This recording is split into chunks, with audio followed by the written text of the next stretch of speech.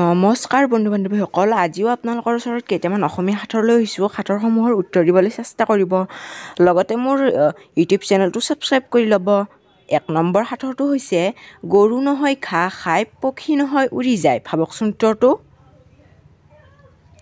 ইয়াৰ উত্তৰটো হ'ব ফৰিং। 2 নম্বৰ সাঁথৰটো হৈছে নাকত ধৰি উঠি যাওঁ আৰু কাণত ধৰি তোমাক পঢ়াওঁ। ভাবকচোন উত্তৰটো। ইয়াৰ উত্তৰটো হ'ব চশমা। 3 নম্বৰ এইটো এটা ইমজি। এই ইমজিকেইটাৰ ভিতৰত পৃথকটো বাছি উলিয়াওকচোন। পৃথকটো হ'ব এইটো।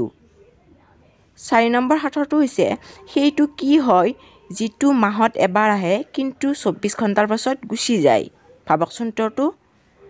ইয়াৰ উত্তৰটো হ'ব তাৰিখ। 5 নম্বৰ সাঁথৰটো হৈছে এটা হাতী যদি পানীত পৰি যায় তেন্তে হাতীটো কেনেকৈ ওলাই আহিব। ভাবকচোন উত্তৰটো। ইয়াৰ উত্তৰটো হ'ব তিতি ওলাই আহিব। 6 নম্বৰ সাঁথৰটো হৈছে কি গেটেৰে মানুহ সোমাব নোৱাৰে। ভাবকচোন সাঁথৰটোৰ উত্তৰটো। ইয়াৰ উত্তৰটো হ'ব কলগেটেৰে। 7 নম্বৰ সাঁথৰটো হৈছে কি বুক পঢ়িলে মানুহৰ টোপনি নাহে। ভাবকচোন উত্তৰটো। ইয়াৰ উত্তৰটো হ'ব ফেচবুক পঢ়িলে বা চালে। 8 নম্বৰ সাঁথৰটো হৈছে চাৰিওজন ভায়েকৰ কাণ কটা, তাৰে দুটাৰে আকৌ পেট ফুটা। ভাবকচোন উত্তৰটো।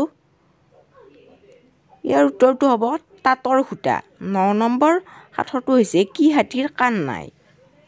ভাবকচোন উত্তৰটো, যিটো বহুত সহজ। ইয়াৰ উত্তৰটো হ'ব গুৱাহাটীৰ। 10 নম্বৰ সাঁথৰটো হৈছে ওপৰৰ পৰা পৰিল ধুম ধুমে বোলে মোৰ গাটো খুং। ভাবকচোন উত্তৰটো। ইয়াৰ উত্তৰটো হ'ব বেল।